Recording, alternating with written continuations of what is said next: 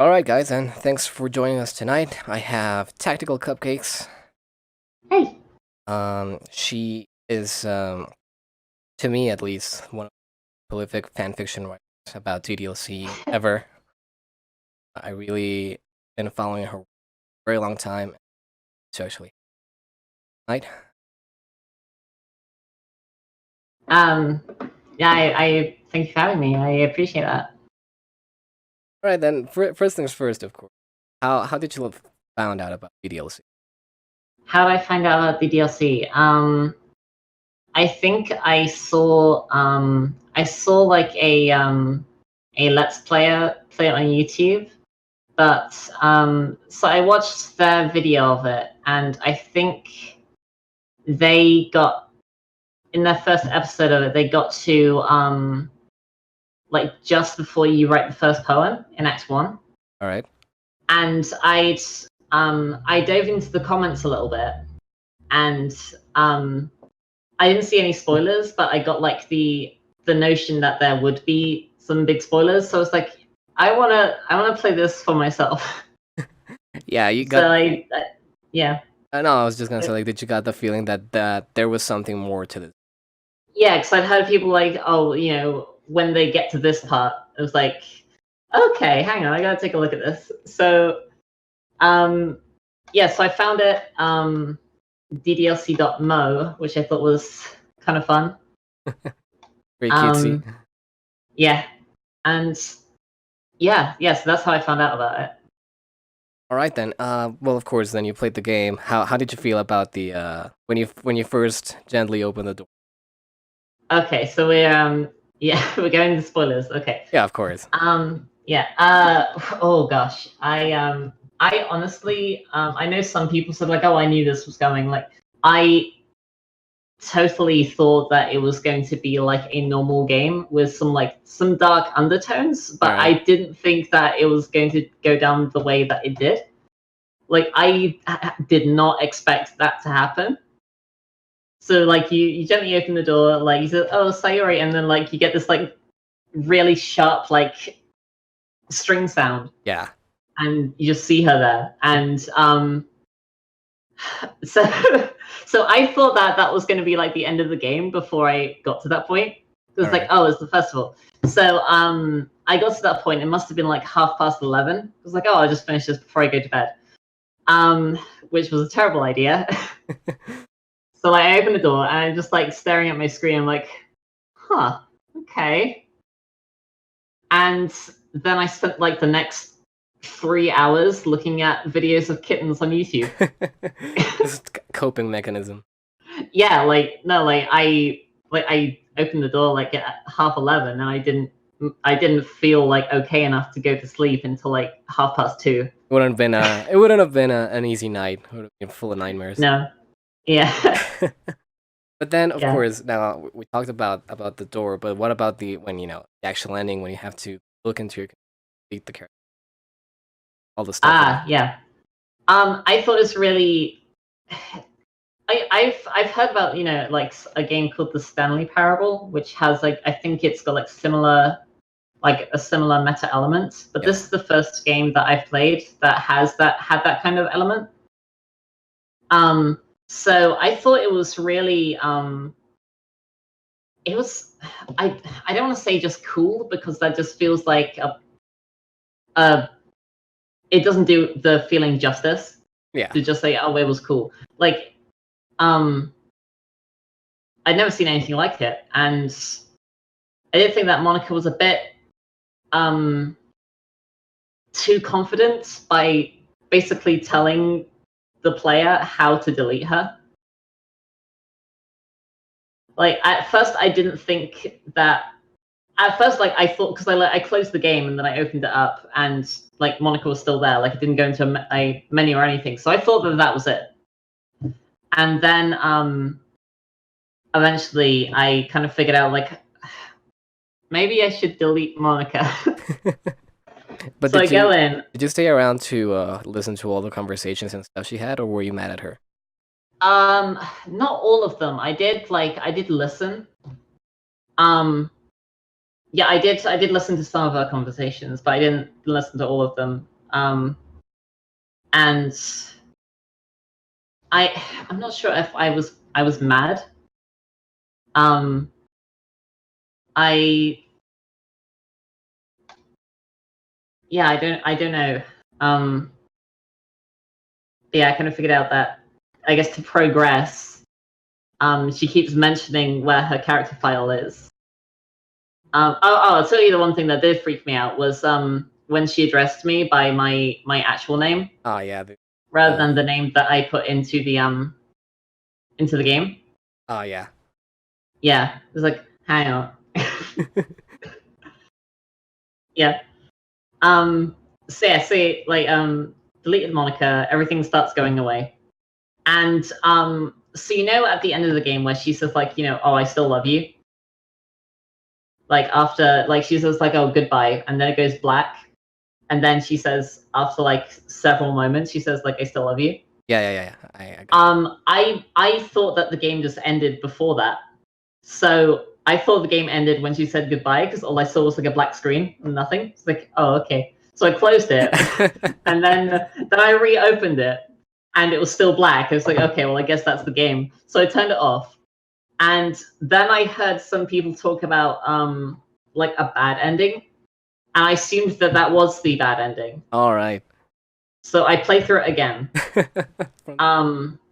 And so like the first time I played through it, I got like the perfectly ultimate good ending. Where like you do every save file. Yeah, when you get all Like the Cyrus says like, oh, I want to thank you for like making everyone happy kind of thing. Yeah, so I've never like I've obviously seen the bad ending where like Sayori goes like unlimited power, but basically. but I've never actually had it on my game client. Huh. It was like I don't want to. I know it's like just a game, but it's just like I don't want to end it on that. I want it to be happy. Yeah, it's very disheartening, especially after you already had gotten the good ending, because usually what happens is at the regular ending, find out that there's quote unquote. Yeah, yeah. So I actually didn't know that there was an ending where like Sayori like goes mad with power, like until I saw it later.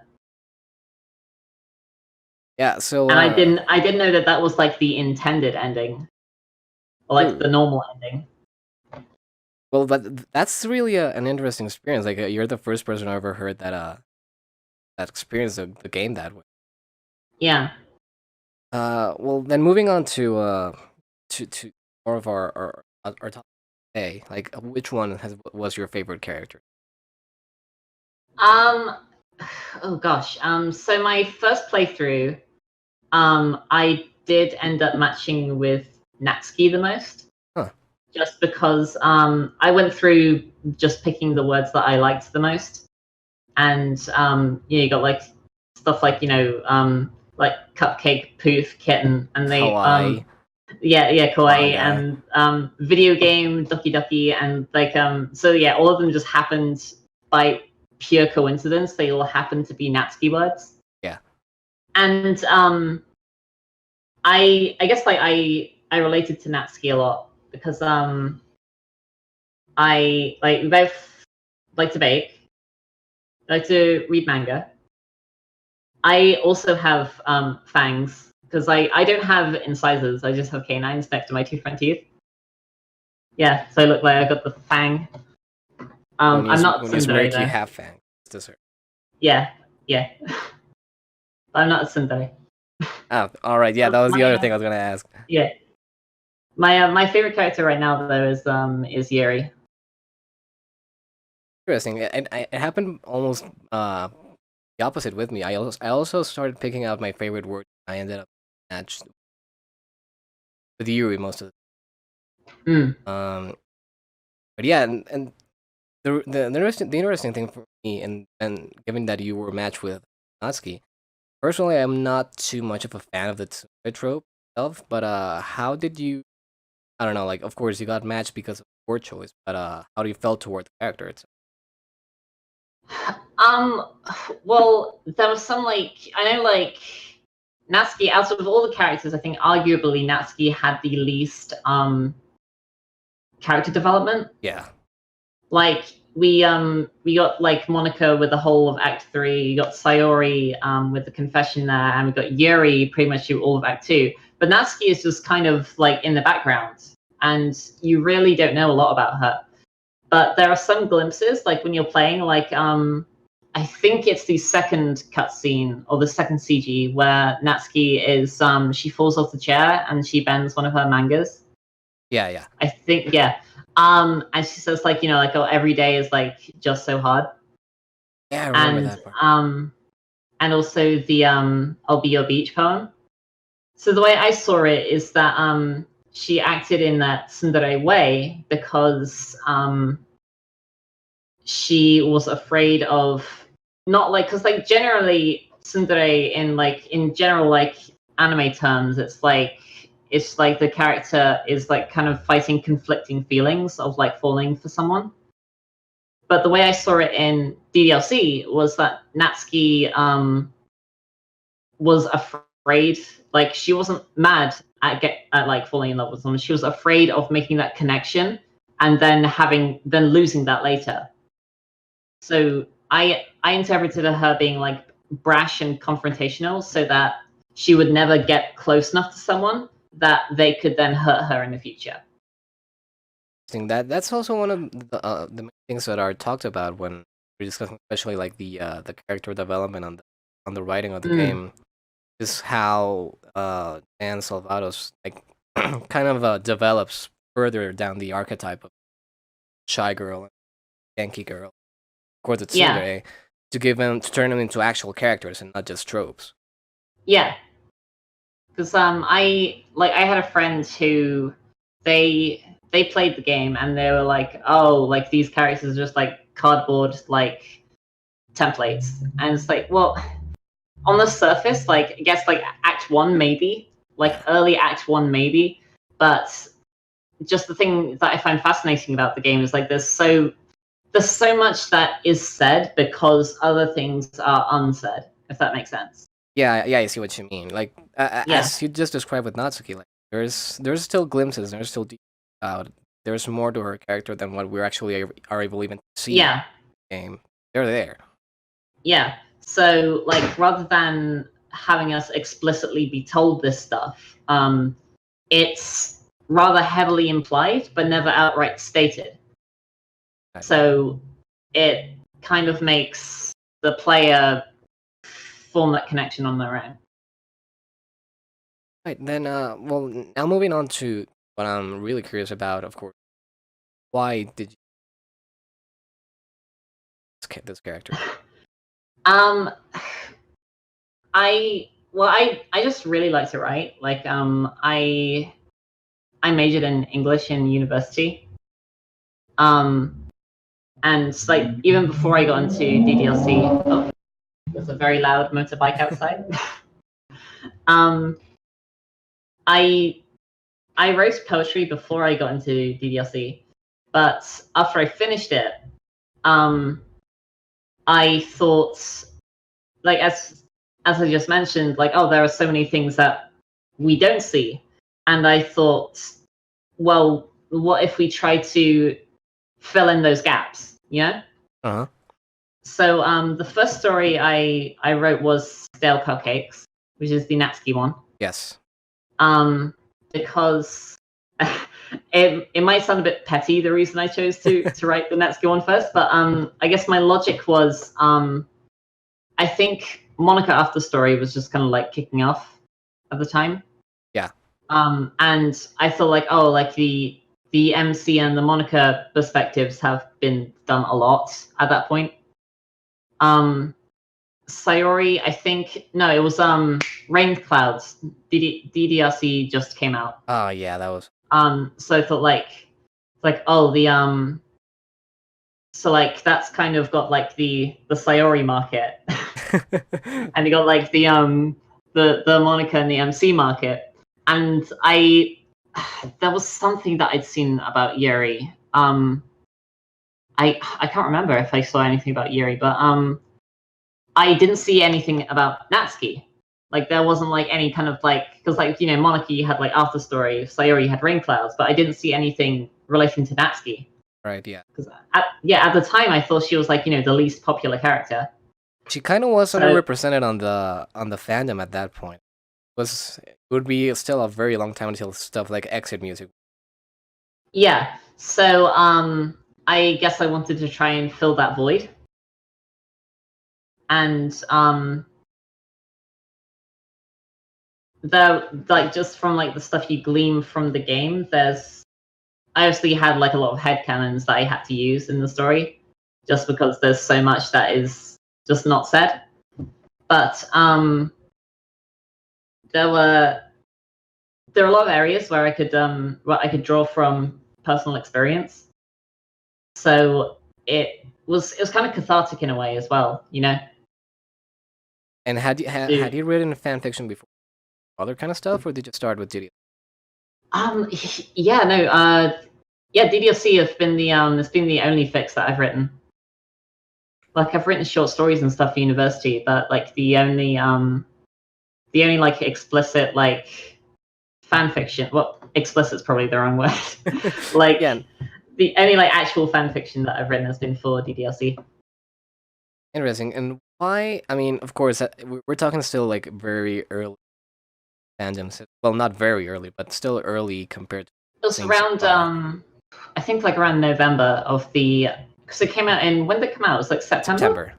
Yeah. So I first played it in November of 2017. So a couple of months after.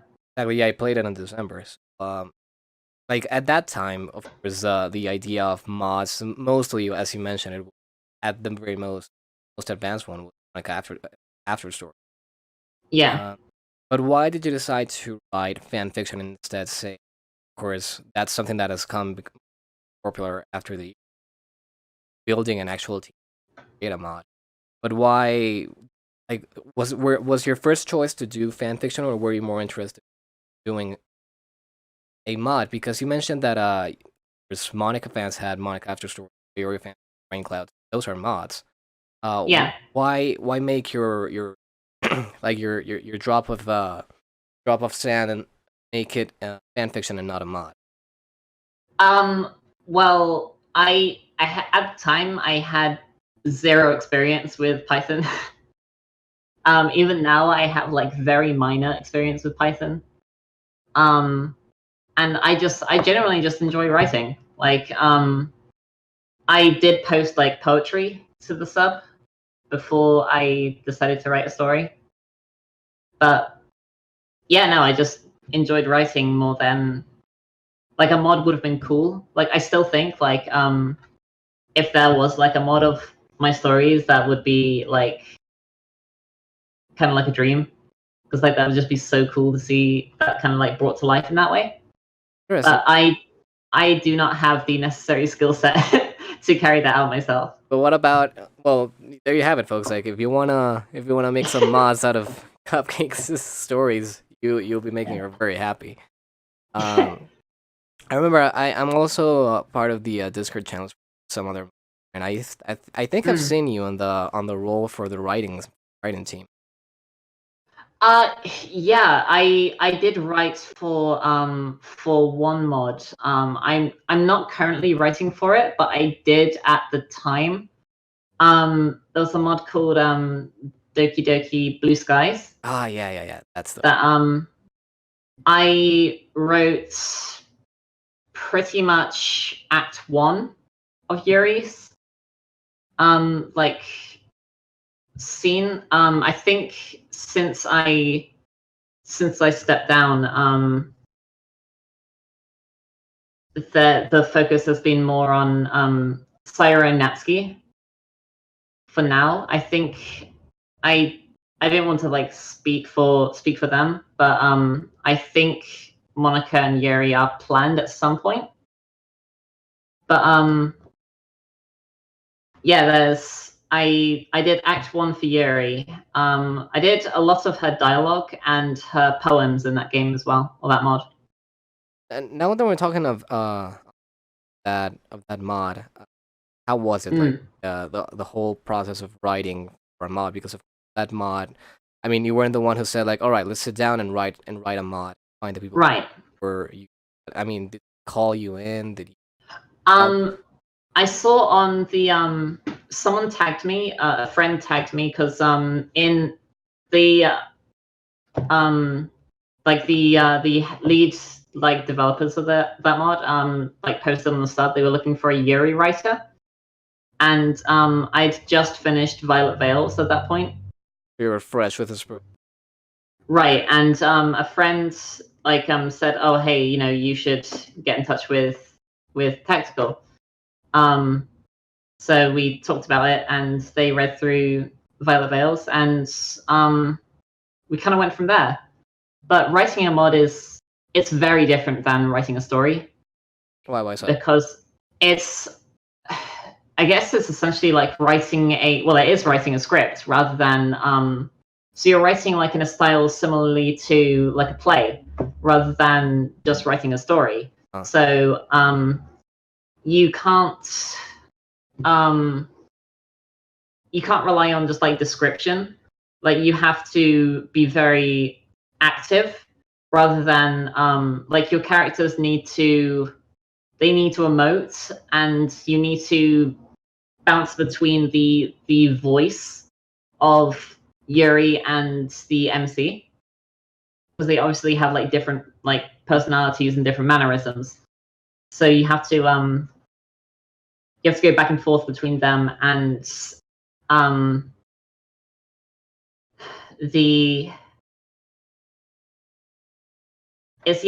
a lot more like fluid's not the right word, because that implies that stories aren't fluid.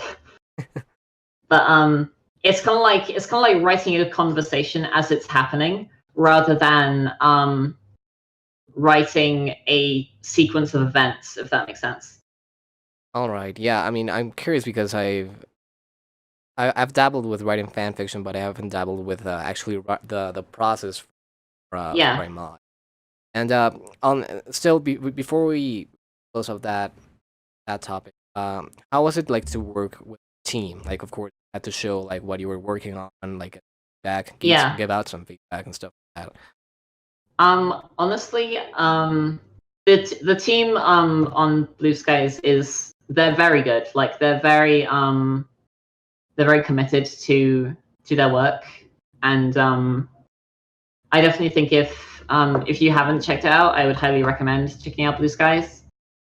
But I think just it got to a point personally where it really felt really stressful, because I think at the time because I've been writing for it for a while. I think I was writing Emerald Eyes by the time that I said like I can't really do this anymore, because I guess like balancing the deadlines with my own stuff that I was writing.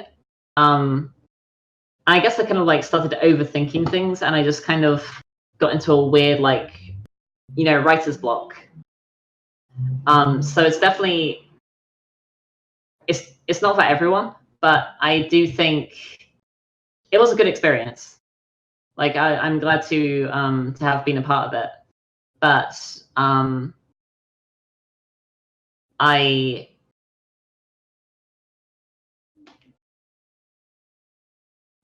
sorry. Did that answer your question? Yeah, of course. I was just waiting for I just like I kind of like just blanked, and I was like, I think I finished my thought.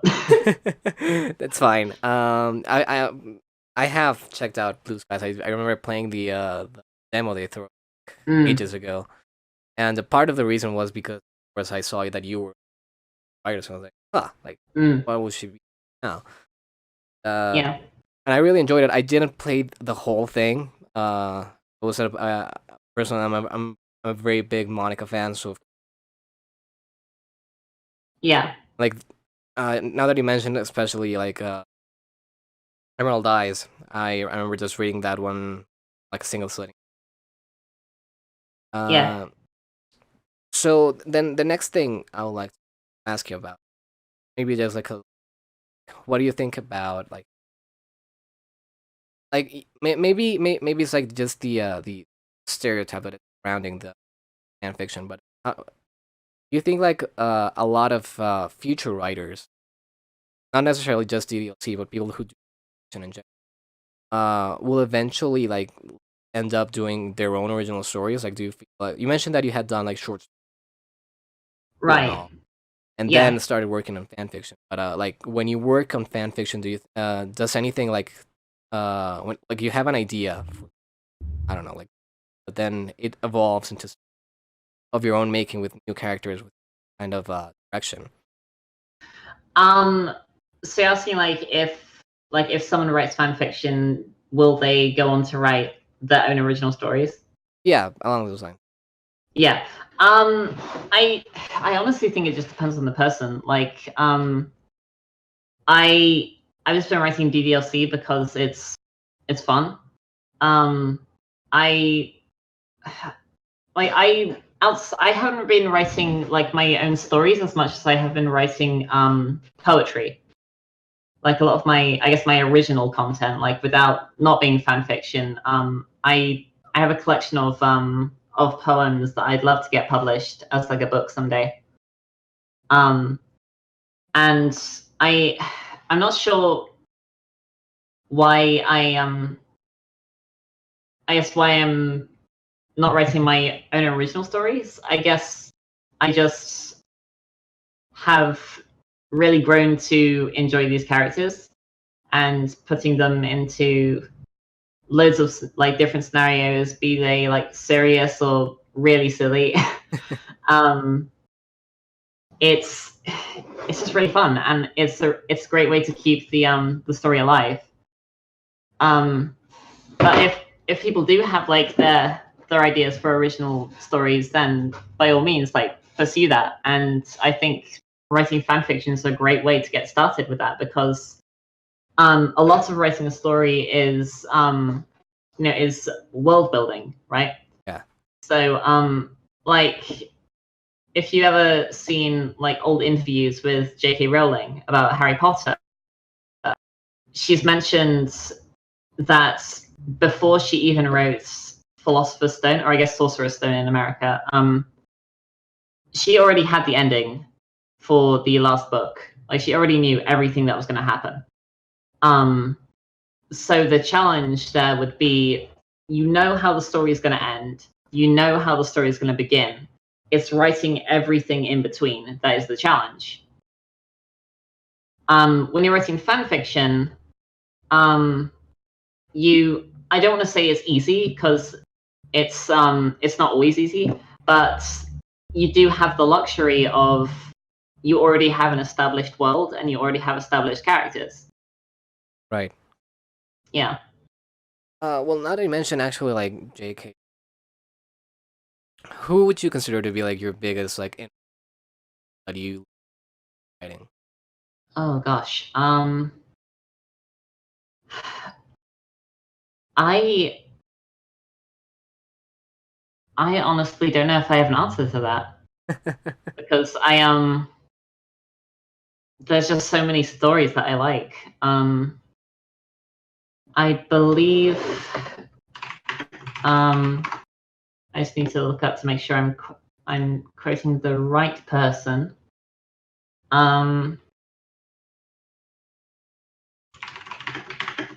So I want to make sure I have the right author's name. Yeah, of course.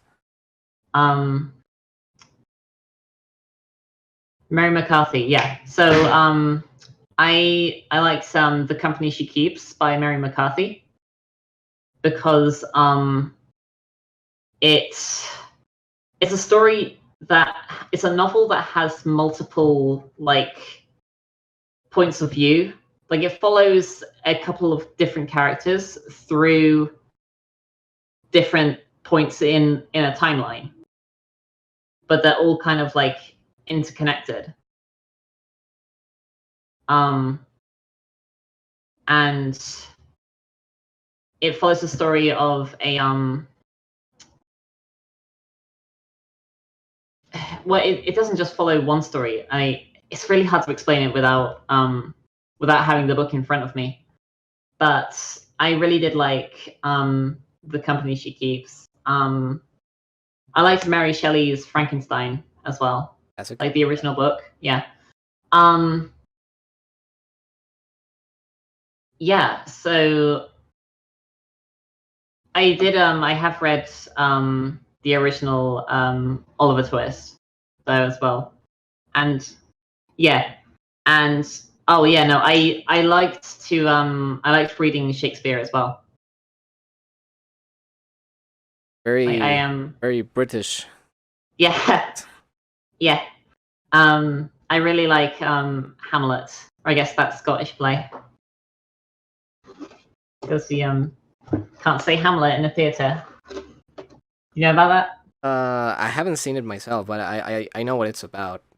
Yeah. Actually, So I there's can a listen. there's a superstition that you're not supposed to say Hamlet in a theatre, because it will apparently curse the production, or like the cast, and it's especially not okay to quote lines from the play, and like the only exception to those two is if you are performing the play.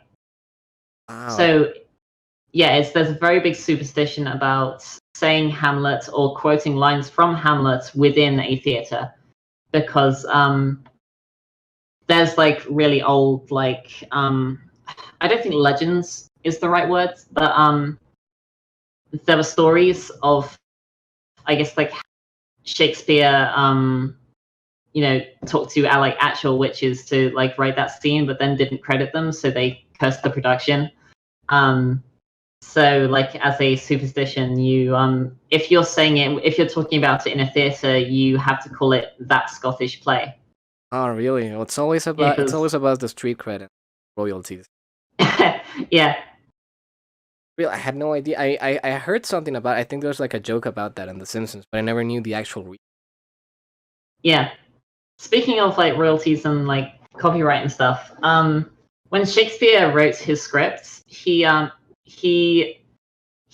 gave the other actors their own lines, because he didn't want them to, basically, because obviously back then there was no kind of like copyright, so he didn't want people running off with his script and then like selling it As their own. on their own. Yeah. So in his productions, you like nowadays, if you've like ever been in a production, you'll get like the full script. But back then he only got you only got the script for the character you were playing. That well, I'm that's an interesting thing, because maybe I'm just drawing bridges where there are none, but that's how it's always been kind of handled about with music.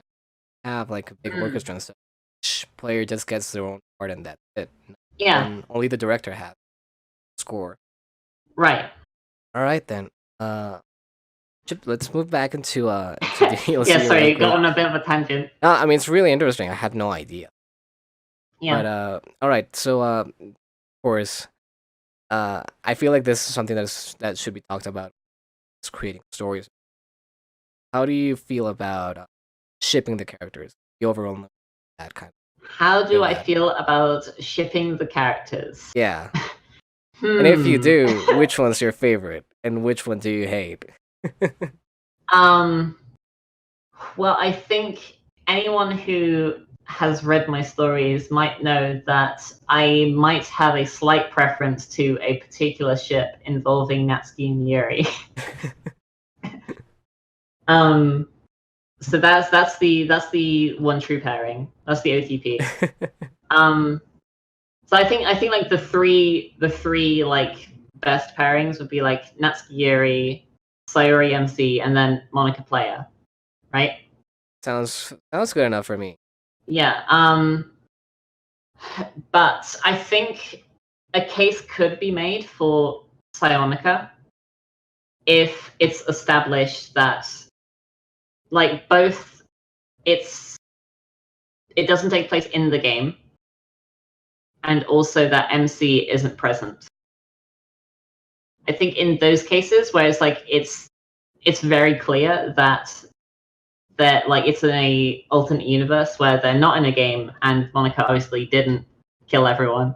That's very important. That's a very important part. Yeah. So Sorry. I think I think like as long as you have that stipulation, I think Sayori Monica can work. But in canon, I think you'd be hard pressed to make a compelling case that Sayori would have any kind of like. I could definitely see them being friends afterwards. Like I could see them like make. I actually wrote a story about that. What was it called? It was called Fragmented Forgiveness. Yeah, where Sayori after the good ending restores Monica's character file, and they kind of like have a little chat, like her motives and such. Then Sayori comes to forgive Monica.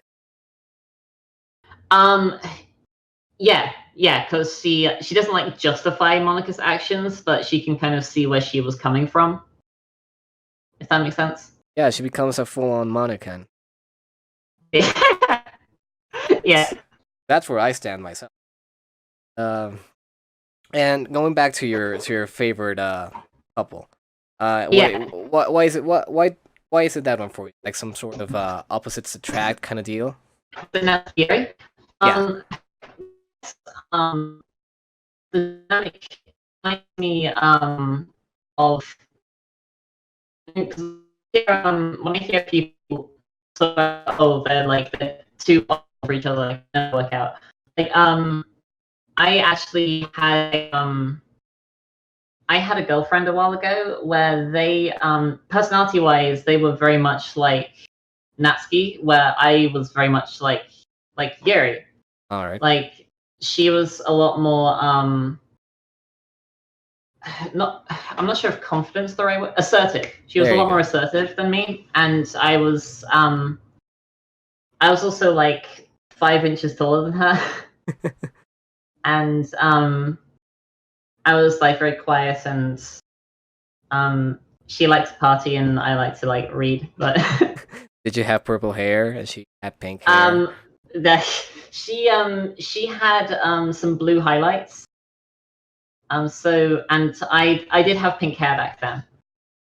So we did have the anime hair. Yeah. Interesting. Yeah. Well, on the but topic... I also just think I'm sorry I interrupted you. Oh, don't worry. Finish. I had a little bit more to say. Yeah. Please. I do think that they their personalities complement each other very well. Like you have a very blue only, red only thing going on with them, where they I don't think they necessarily hate each other, but they help to balance each other out so that you don't have one like super extreme on either end. So like you don't have like Natsuki going off on everyone, and you don't have Yuri kind of getting too into like her and stuff. So they kind of help to bring the best out of the other person.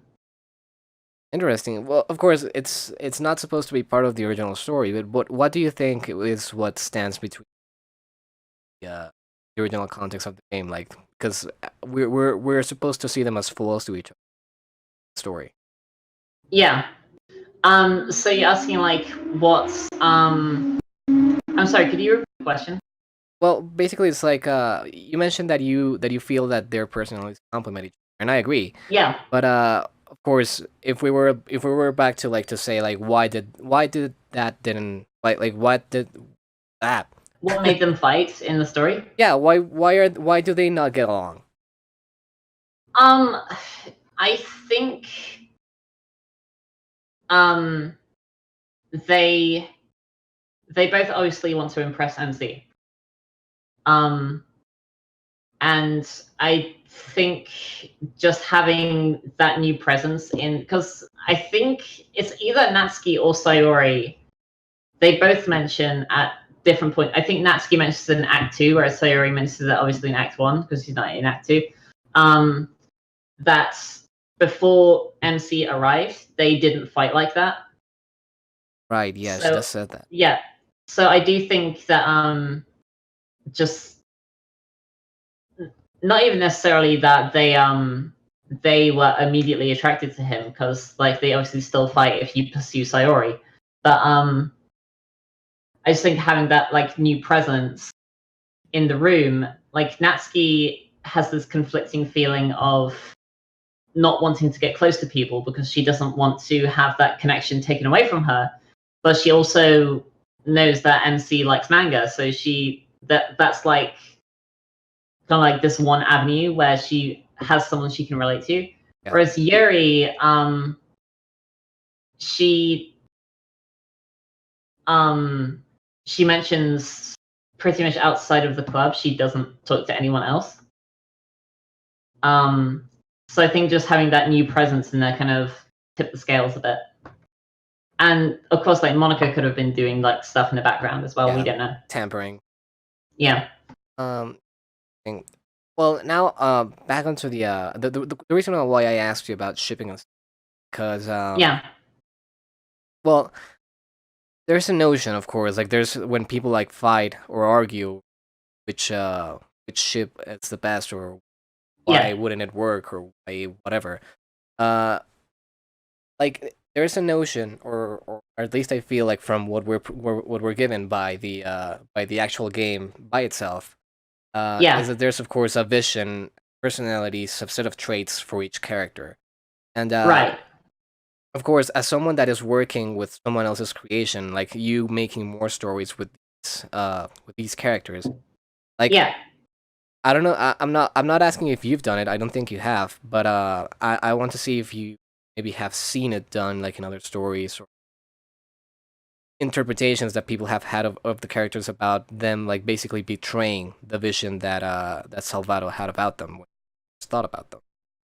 Oh, so like stories where the characters act in a different way.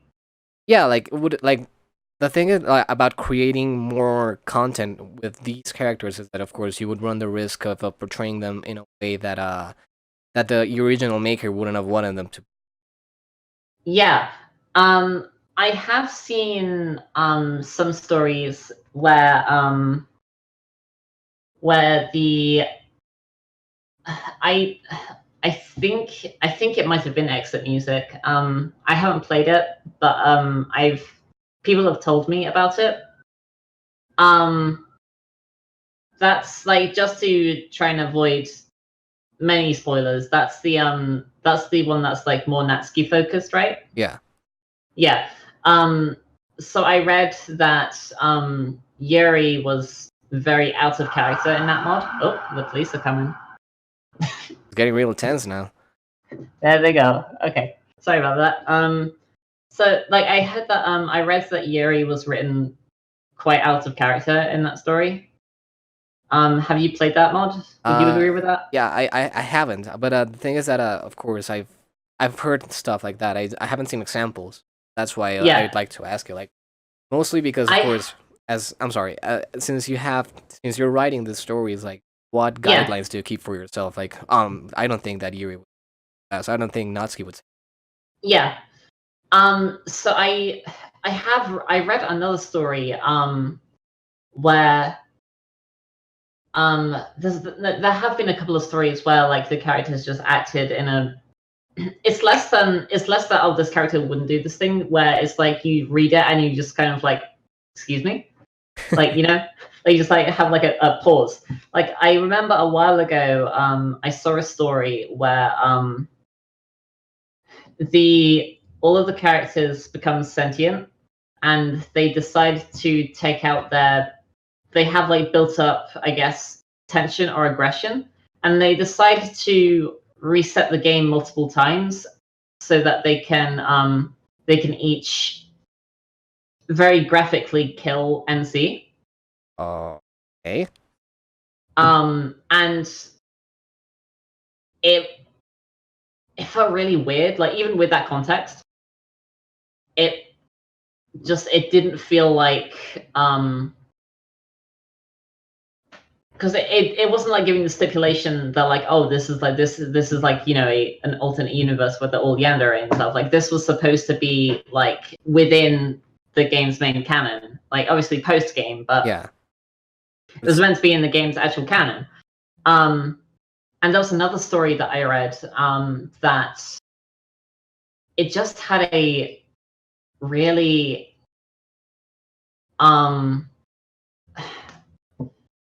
I don't want to say bizarre, but it might be the word. I guess interpretation of Sayori's character specifically, like in regards to her depression.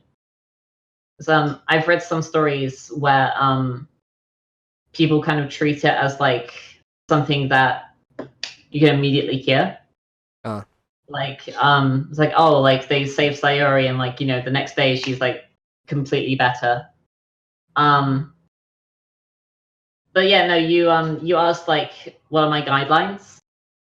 yeah, like how do you understand? Or well, of course, that would require you to talk about every character, but like how do you make sure? Like how are you at peace with yourself, knowing that you're trying that your portrayal of the character is like something that seems natural, something that seem part of the game. Right.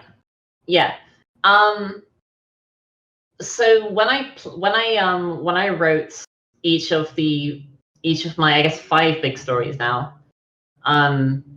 So like each of the POVs plus the Act 2 Yuri one. I did play through the game, a full playthrough additionally, like pursuing that character, just to get like, you know, various contextual clues that, you know, I might have missed on a first go through.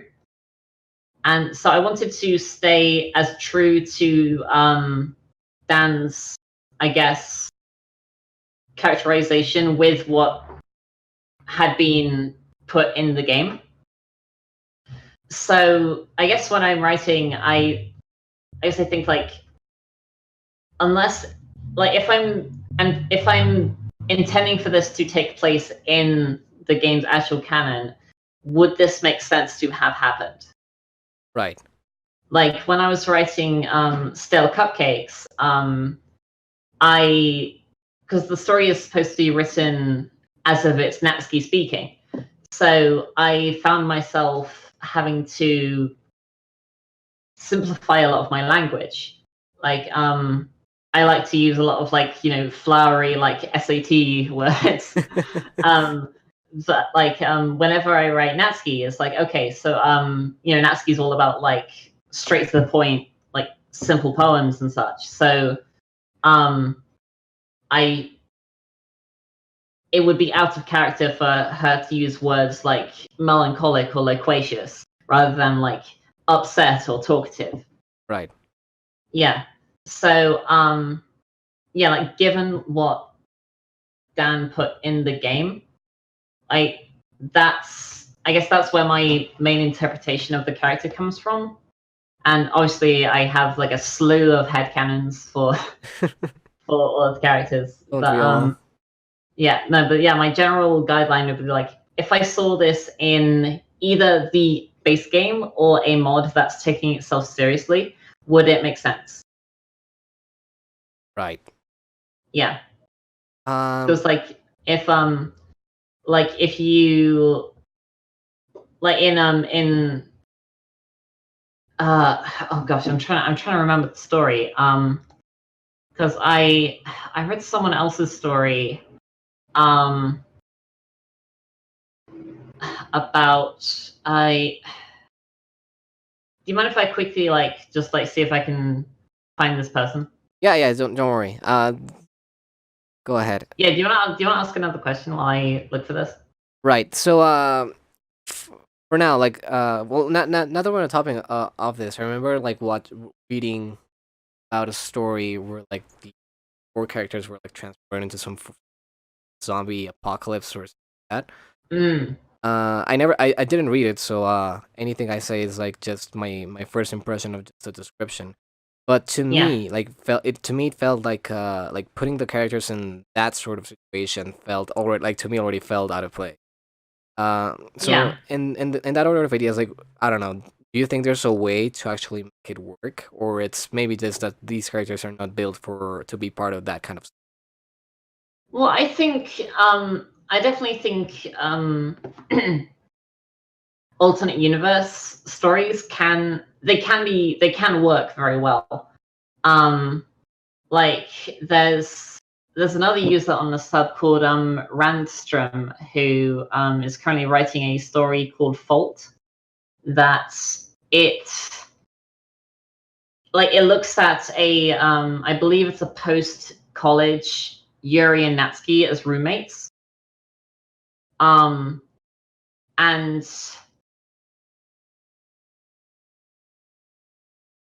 that's like more of a answer to your last question. I'll try and answer this one that you just asked, and then I'll come back to that. But so I think like stuff like like a zombie apocalypse stuff, or I don't know if you're around very early, but there used to be a big fic about it was called Project Libertina after the obviously after the mentions in the game.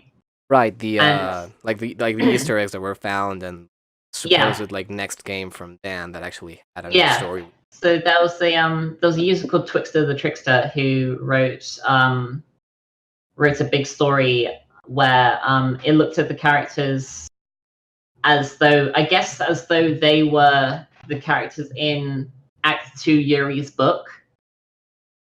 Right. And I do think like if it's well written, like obviously it's kind of like a caveat, like if it's well written then it's good. Like that doesn't yeah, of course that's kind of subjective, but yeah, but I do think like a scenario where it's a zombie apocalypse, or it's like, oh, it's not in a game, or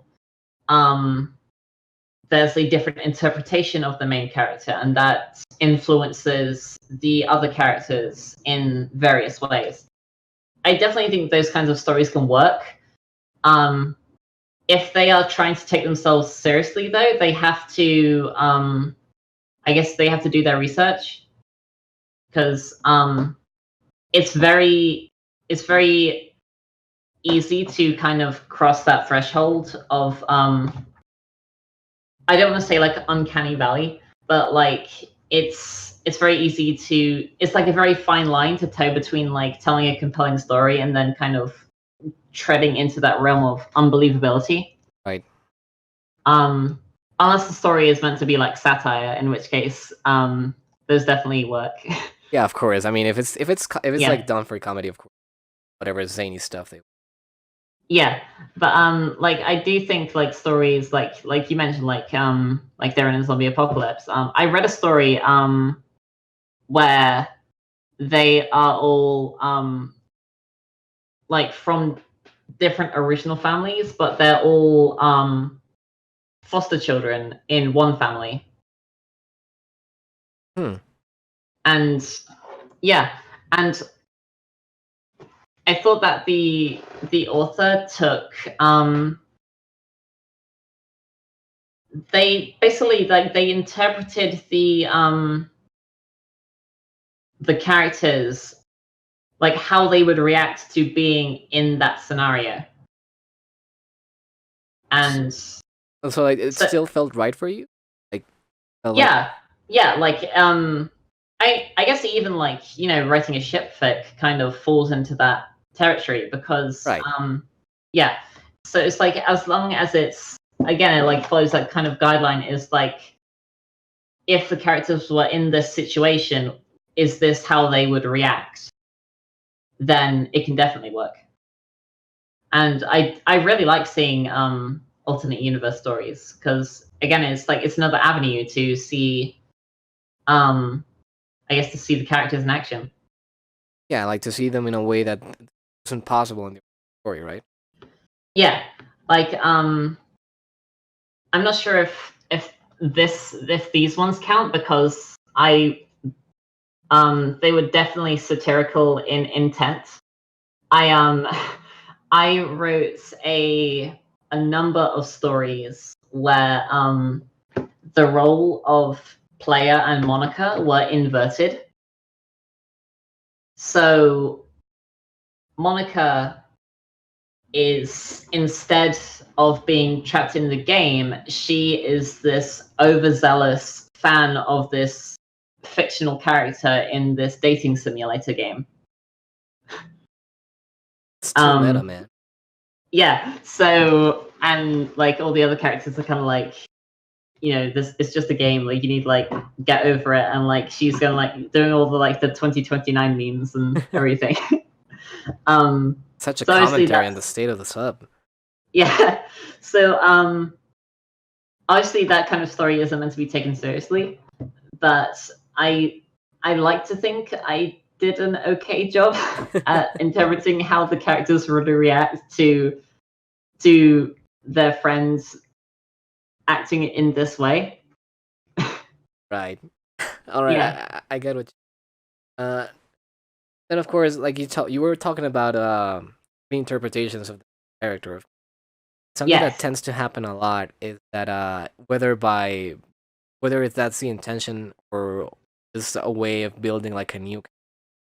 A lot of authors tend to basically call this a self-insert, Right. making Yeah. instead of Self-insert. usual MZ, it's basically them in the Yeah. DDLC. Yeah.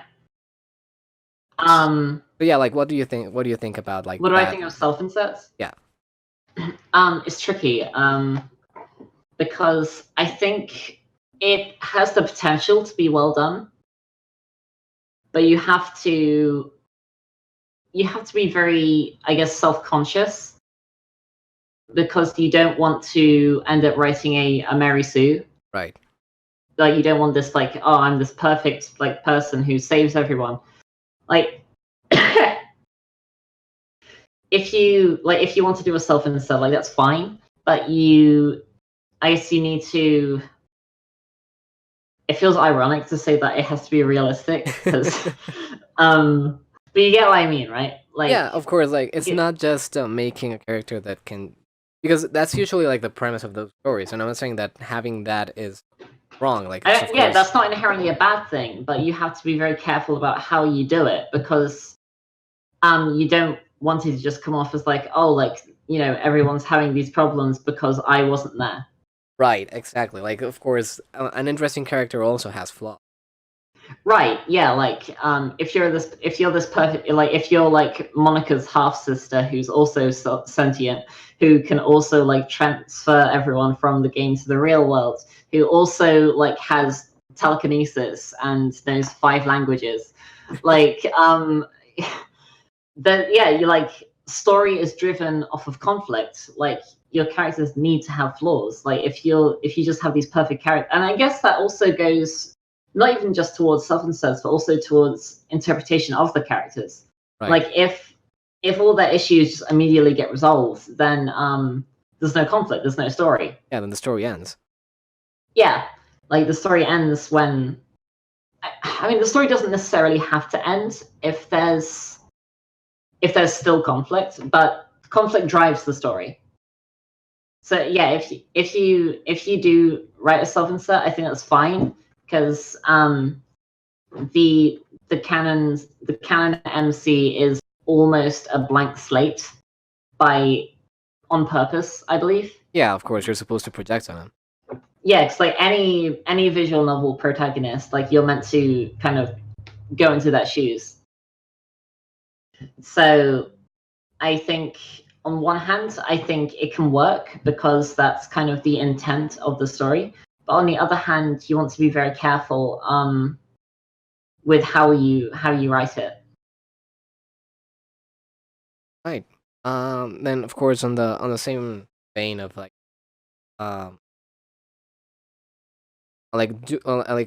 do's and do nots, basically. Yeah.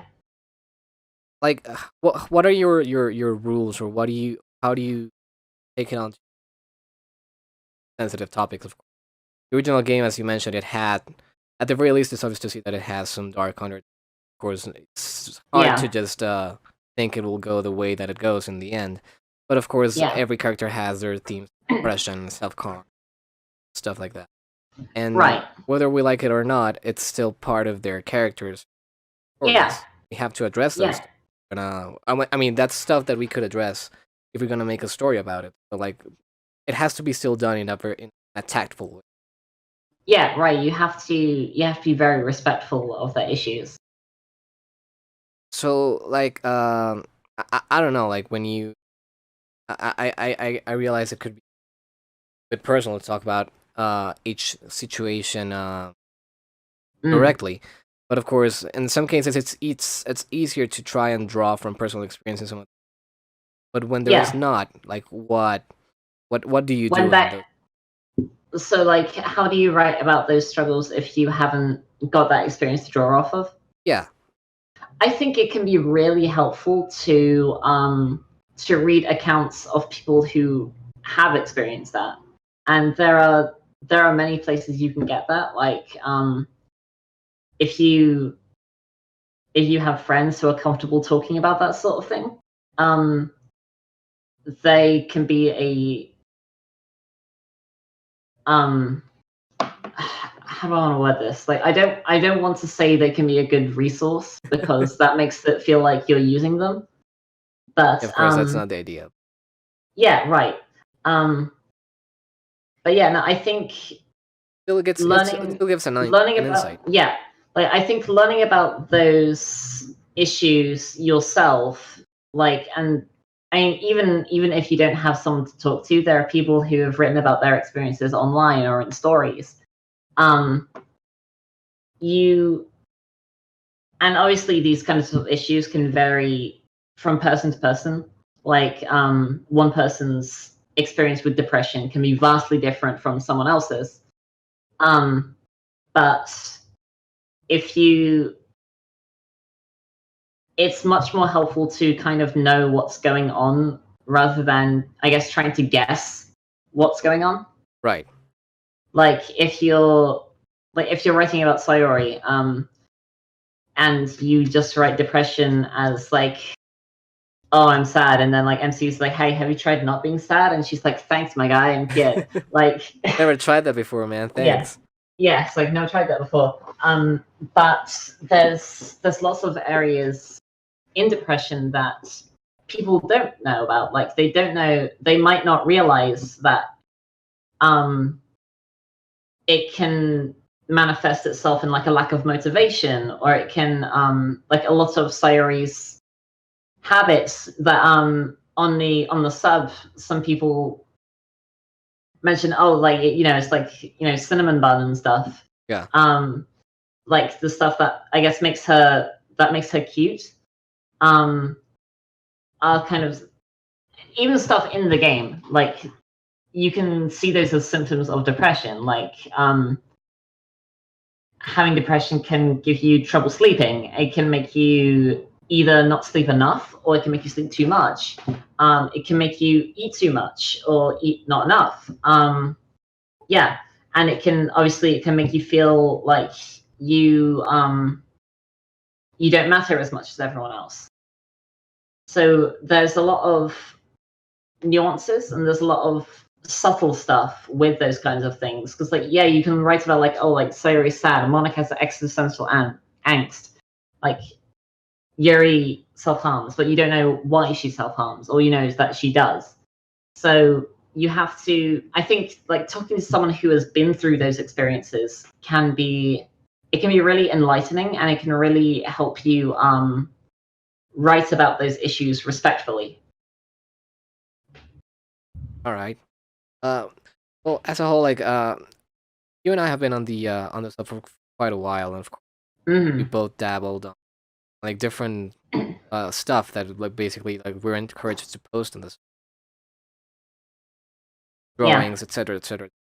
So like, I don't know, like, the way I wrote like my note about writing an art as a and I wanted to talk about it of expression most of all, more hoping Right. it's a way of expression because Yeah. it tend to happen again earlier in the community timeline, like, oh, you're so great at drawing, you're so great at writing, I'll never be able to do Yeah. something like that. And Yeah. most of the time were people that never gave themselves the chance to even try to do it. So Yeah. Yeah, what's your like? What do we like to say about that? About like self-deprecation. Well, not just self-deprecation, but as like trying out new, usually so accepting of. So like writing, like making their own content. Right. Okay. So I think. Hang on, I'm sorry. Can you repeat the question? So I just want to make sure I'm hearing it right.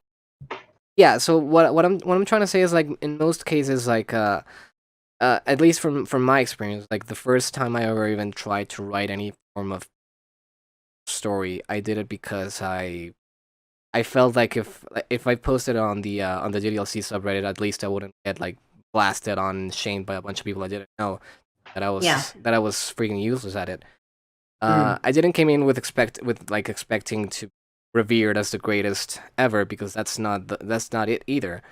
But Right. it still was like a gateway for me to start looking out and finding new ways to express myself through art. Yeah. So like, and what happens a lot of times is that people are very much like shy to even try to do it in the first place. Oh, and they give up before they've started. Exactly, because of course it's easier to see like of course not to just say this because I'm talking to you, but it's be like, oh my god, Cupcakes says fanfics are so amazing. I will never be able to write something about like that, Yeah. and then they just never do it. Instead, like I've seen that Yeah. you're usually in the comments that you're like, very supportive and you're very nice to people that Yeah. are just starting out. So like, Like I think so I'm sorry to cut you off. Did oh you please have go any more ahead, to say? go ahead.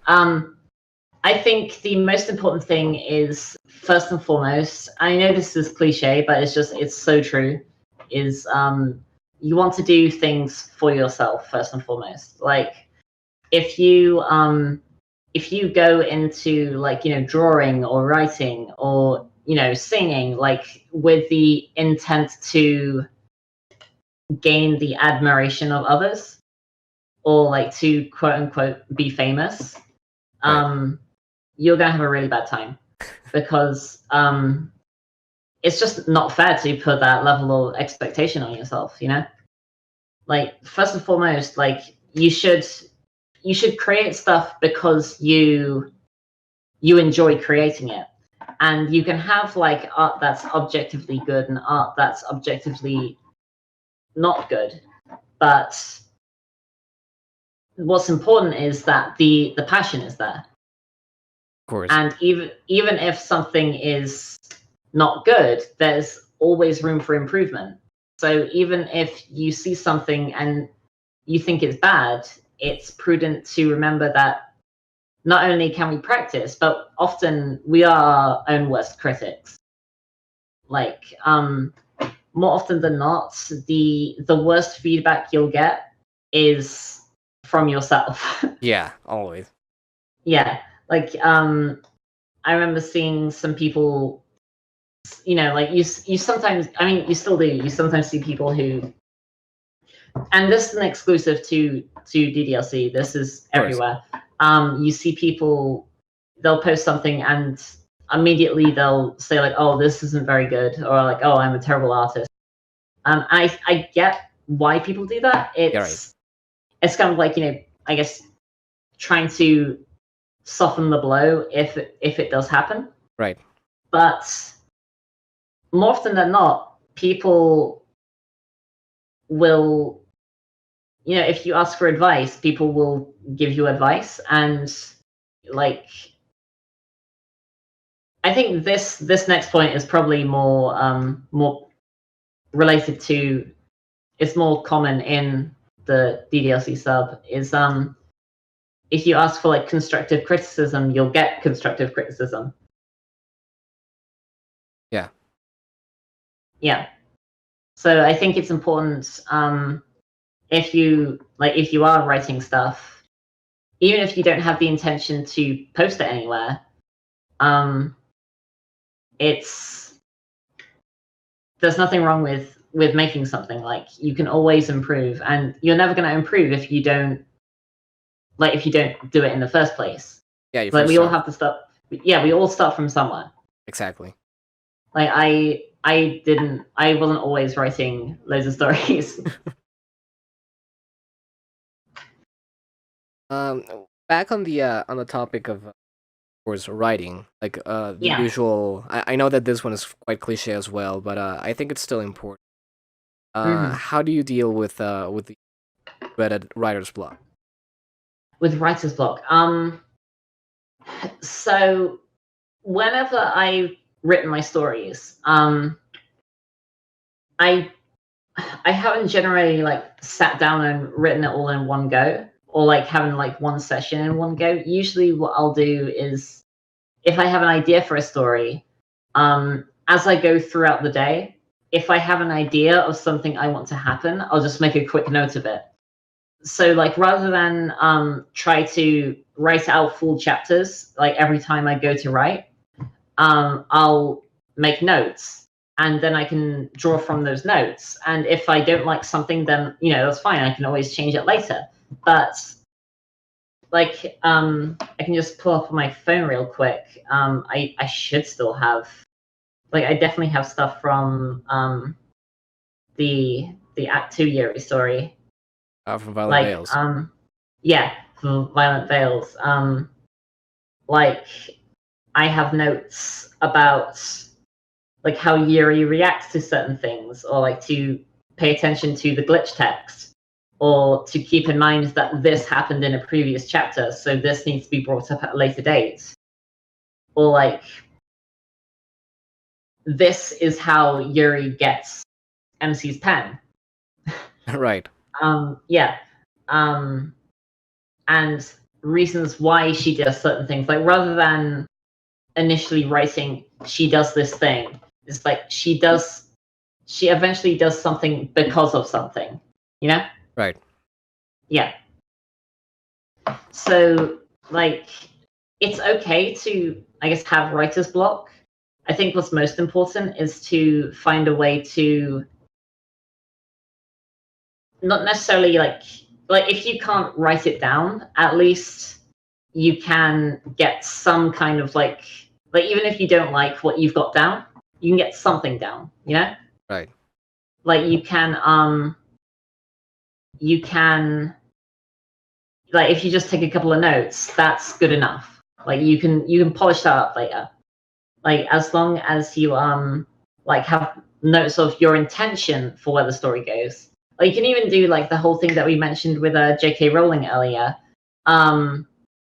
You can have your ending in mind and you have your beginning in mind. It's just filling in the gaps, and you can do that however you want. And you can write an outline like we did in school when we did essays. Yeah. Yeah. It's still a structurally. Well, now that we touched briefly before on mentioned the stuff. Yeah. But of course, especially being someone that has been almost all the way throughout the of course we're mostly talking about Reddit, but about most of the subreddit story, like how has your opinion? I like why did you decide to be part of that community?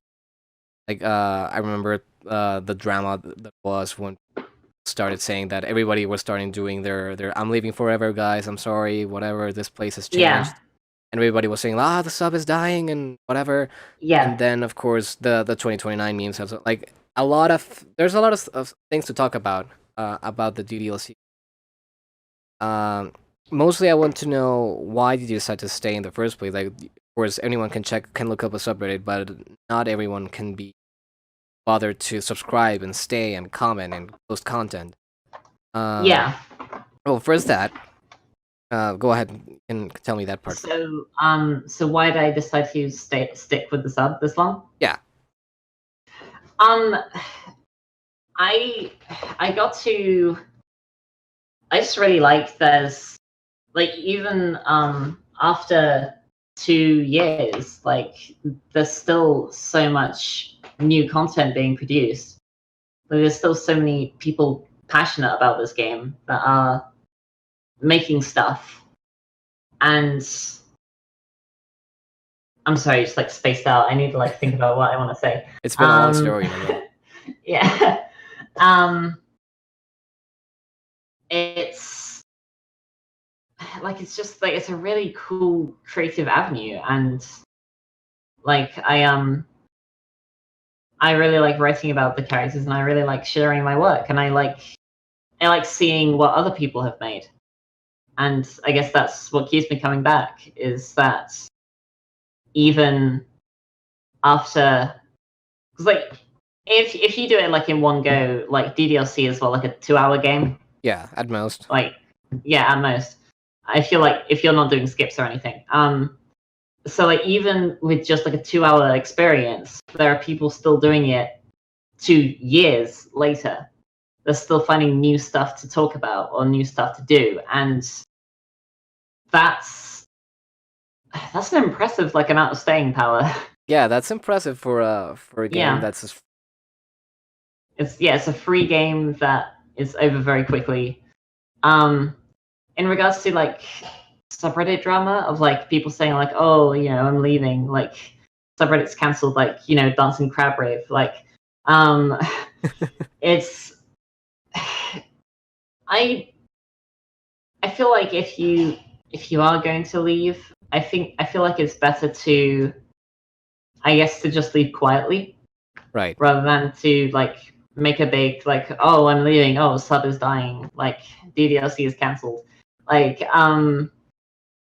because yeah, like I think it can create a bit of a, I don't want to say like a copycat effect, because I don't think that's accurate, but I do think it can sometimes, you know, it can sometimes push more people away. If one person leaves, it can create a knock-on effect where like this person leaves, and then oh, this person's leaving, so I guess I'll leave as well. But yeah, like I think like it's different. Like if you are like, you know, if you're like a moderator and like you're like I guess a significant community member, I think in those cases it's okay to make a like a I'm leaving post statement. Statement, yeah. Like on the sub right now, one of the mods said that they're stepping down as a mod because they like have some personal stuff going on, but they still really like the community and stuff. Like, and I think that's great. Like, I think it's really cool. Like, if like even if you're not like a quote unquote like notable community member, or like, you know, like a super like quote unquote famous redditor, like if you're constructive with your notice, I think that's fine. Like, it's like some people have mentioned like, I enjoyed this, but like it's kind of taking over everything like I'm doing, and that shows a lot of introspection, and it's very healthy to kind of take a break from that. But I think like, oh, everyone sucks, I'm leaving, like that's not constructive. That doesn't help anyone, Right. you know. The reason I also mentioned the 2029 memes, Yeah, is because it also has to go hand in hand with the whole waifu culture that there is around video games and animes. yeah, I don't know. I mean, I still think there's a statement to be had about. It's not about like, oh, look at these weebs that are falling in love with cartoons, man. It's more about yeah. these characters are having such an impression on people. They can foster very deep feelings towards them. But I don't know. Like, of course, there's a point where I don't know. To me, there's a point where you should draw the line to the like where you start closing off to real people. Yeah, To favor a quote unquote relationship with a fictional character. yeah. Like, I think there are things that you can like about characters, and some people do form these connections with fictional characters. They might have like a lack of that with like quote unquote IRL like relationships. They Yeah. might not have that. So those kinds of interactions, I guess I'll say, they kind of, that fills that void. it can be, I don't want to say neat because that sounds really condescending. It's like, that's neat. But like, I guess like it can kind of show you like what you might be looking for in a partner, you know? Right. Like if you like these certain kinds of characters, then it's like, okay, well, you know, this might be the kind of person that you might like to be in a relationship with. And I think, you know, liking a character and appreciating a character and liking a character because of the way they're characterized, I think that's fine. But I do think you do have to draw the line somewhere because it can quickly become unhealthy. Right. Because if you're shutting off actual people in favor of a fictional character, I don't think that's healthy. You know? Yeah. Like I see what you. it's fine to like characters, but you shouldn't. And like it's totally fine to like fictional characters, but you shouldn't put fictional characters. You shouldn't say like, oh, I don't need anyone else. I have this character. Because it might be a bit depressing to think about, but like fictional characters can't reciprocate that attention. Right, they can't love you. Right. They can in 2029. Until 2029, that is, when Elon Musk will bring Dokies back to the real world. Yeah, when old Muskie comes out with the real Dokies. Yeah, but like, you know, like I don't see it often nowadays, but earlier in the sub's life, it was very common to see that people like really heavily committed to the 2029 thing, and saying like, you know, oh, I'm not going to get into a relationship. Like, I'm going to wait for Natsuki in 2029. Or I'm going to wait for Monica in 2029. That's all well and good, but we don't. That's like 10 years from now. You know, a lot can happen in 10 years, and to write off any potential real connections because you're waiting for a fictional character that might not happen.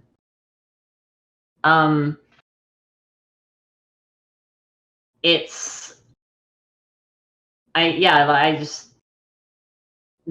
a point where you have to, as you mentioned, you kind of do have to like draw a line where, okay, this is like an unhealthy level of devotion. Exactly. Yeah, like I've seen those kinds of memes just die down over the years. I say years, but yeah, it was technically years.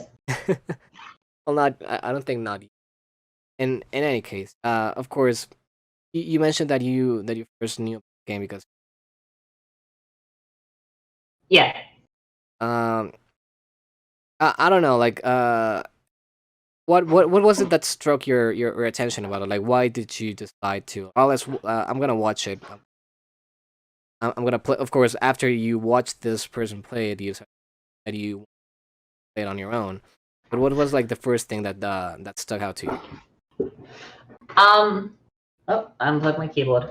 I guess what kind of drew me towards it, like from just seeing it, was I do love Easter eggs in video games. Like, I love hidden content in video games. Right. I think one of the earliest examples of that would have been like the lorry in Pokemon Red and Blue, right. or like the truck like in the SSN, where everyone's like, oh, if you push it with strength, there's a Mew underneath it. Like, my desk is falling apart. So I'd seen like in the comments people like mentioning like, oh, there's like this stuff that happens, and I really wanted to just see that for myself. I I haven't played that many visual novels. Like, I played Phoenix Wright. Like, I've played the Ace Attorney series, which I guess technically counts as a visual novel. I'd rather see it as a lawyer simulator, but Lawyer Simulator. And I have played both How to Fall Boyfriends. The bird ones. the one with the one with the birds. Yeah, That was curious. You know, they're actually there are lots of parallels between How to Fall Boyfriend and DDLC, in that on the surface they look kind of like silly, but there's a lot of like if you've never played How to Fall Boyfriend, it's gonna sound like ridiculous, but like it's got a very engaging story. Like, of course, like there are different routes, there's different characters, and there are silly characters. Like, do you mind if I spoil a bit? Go ahead. I've never played it, but I'm very curious already. Yeah. So like there's a route where you pursue someone who is very I guess kind of self-important, but you like go down the line and find out that they're kind of being pushed into one path when they really just want to do music rather than be like this keeping up appearances kind of like aristocrat. Okay. Or you have a childhood friend in the game who, on like when you first meet them, like things just seem like okay, but like later on you find out that their mother dies, and they are very torn up between wanting to be with you and realizing that since you're a human and they're a bird, that you're going to outlive them. Wow. So yeah, so there are lots of very mature themes in this in this bird game. I mean, it's still like a way to draw in attention to something that the sea of the other visual novels are, of course. Like, truly unironically, it's a very well written game, and I highly recommend you check it out if you haven't. I will. I certainly will. I mean, you mentioned already that you liked Pokemon. Yeah. I don't know. Like, I reckon that this is always a tough question. I don't know, like top 5 video games of all. Top 5 video games of all time. Your favorites. I really like Splatoon. I do like Pokemon. This is tough. I used to play Team Fortress 2, but I don't much anymore. I think I'm always gonna have a special place for Banjo-Kazooie. The whole series or one game in particular? More Tooie than Kazooie, because I played Tooie first. But in like the Nintendo 64 games will have a special place for me. And I think specifically Crash Bandicoot 3 Warped. Oh yeah. But the original trilogy in general also. So that's 4, right? Yeah, let's count it as just Crash and Insane trilogy as one. Yeah, right. And I might get a bit of flack for this, but I'll say RuneScape as the last one. Because I played it a lot as a kid. And, real classic. Yeah. I played I actually did play what was called RuneScape Classic until like the very first version of it. Oof. Where like you had like the 2D sprites and stuff. Like real classic. Yeah, like real classic. That got shut down. I believe it was last August. They closed the servers down just because they were so old. But no one at the company, like the code was so old, no one was left that knew how to write in it. Wow. And I guess they didn't want it because there was some, I guess, people who would grief by glitching stuff. Like there was a chest. It's still in modern RuneScape where you can get, if you kill certain like monsters, you can get 2 halves of a key, and you can put them together and take them to a special chest which has a Dragonstone gem in it, right? Right. But someone had managed to glitch the chest in Classic so that it was always open. But you can't use the key on the chest if it's open. So you can never get Dragonstone from the chest. So the only way to get Dragonstone was to kill the highest level monster in the game.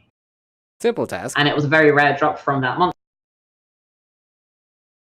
So they didn't want I guess they didn't want the game to just fall into disrepair of people just breaking the game and no one's around who can fix it. Yeah. But yeah, I guess that's my top 5 games would be Splatoon, Pokemon, Crash, Banjo, and RuneScape. All right then. I guess I'll give a honorable mention to runner-up. To the Spyro series, Spyro the Dragon. Ooh, all the 2 PlayStation 1 mascots. Yeah. It actually just made me like have the greatest flashback of all time when you mentioned. I remember just like a couple months ago, I was looking up. I actually looked up the music from the first version of the game, not from Classic, but then came after it. Yeah. I just listened to that whole thing, and I felt like I had 80-year-old. Yeah, I was an 80-year-old again. It was very nice. There are some really good songs in that game. It's a really good soundtrack, man, and it feels it's still MIDI and all you want, but it's still a very great music. Yeah.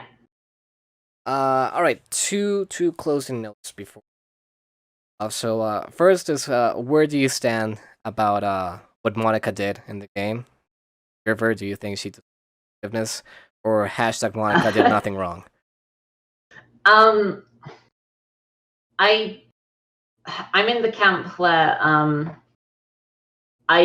not justifying what she did, but I can understand in that situation. I could understand why she would do that, because like I can understand like in that scenario, like rationalizing like, oh, like I'm the only person who can like think and feel things, so I'm just gonna get rid of everyone.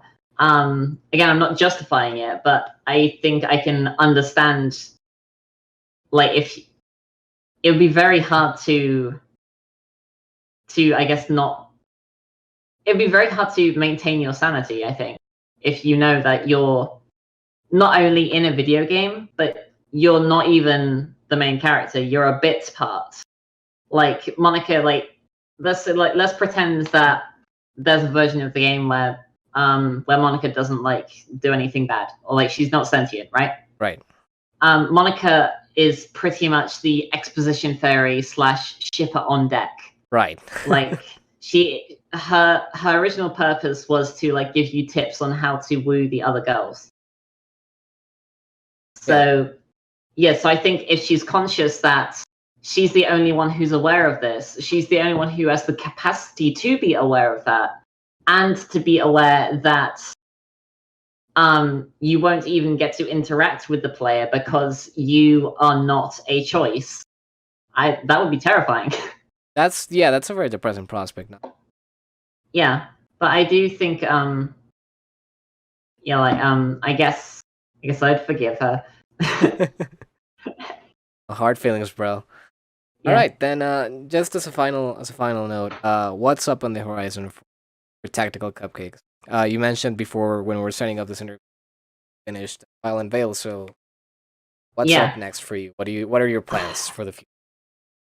For right now, I've been trying to do a 1-shot a week. It's like maybe like like a 1,000-word story every Tuesday for the No Pick Tuesday. Right.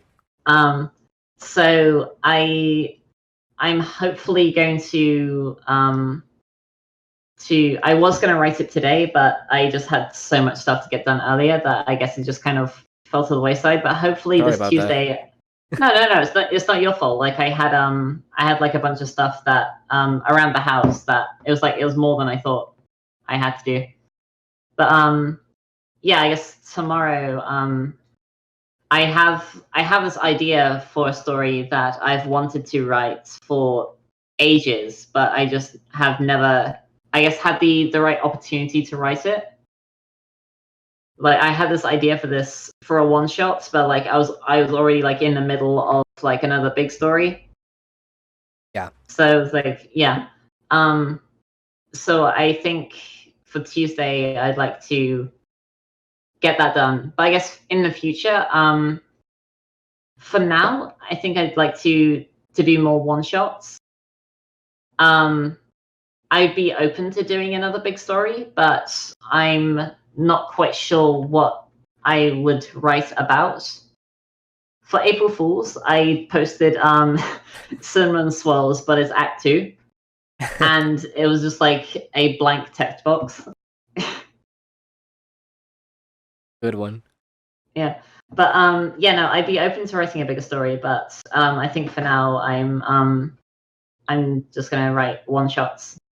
Like last week I wrote a story where Yuri and Natsuki watch a movie together, and Natsuki is trying very hard to hide the fact that she's scared of the movie. That's really nice. Yeah. What was the name of the pigeon dating simulator you were talking about before? Heartful Boyfriend. Maybe you could do the next story. Could be a Heartful Boyfriend. Heartful Boyfriend. DDLC Ultimate crossover. DDLC, yeah. Like an Avengers level crossover of visual novels. Yeah, it's like Avengers was the most ambitious crossover. Like hold my reality. Hold my reality. Gonna make that meme, you know. Yeah. All right. I don't know if you wanna leave a final message, maybe somewhere else where we can find you besides your Reddit user. I do have I do post all my stories on Archive of Our Own. If you've heard of that. Yeah. AO3. Yeah, archiveofourown.org. Yeah, AO3. They might be a bit easier to read than on Reddit, but on Reddit you get like the developer's commentary, like the comments. The commander track. Yeah. You get like the bonus like DVD. But yeah, like on my user profile, I have like a compilation of all my stories pinned, and on all of my stories, I have links to that story on Archive of Our Own. And I also have like another pin, which is all of like my doodles and my sprite edits and stuff. I technically have a YouTube, but I really haven't been maintaining it. I occasionally stream on Twitch as well, but again, it's been very sporadic recently. So I guess the most consistent places you'll find me are Archive of Our Own, Reddit. All right then. Want to thank anyone who watched the whole thing. It's been an hour. Yeah, just about. Yeah, almost an hour. It's really good, very insightful. Thank you again, Cupcakes, for accepting to have this. Yeah, thank you for having me. Well, I guess we'll see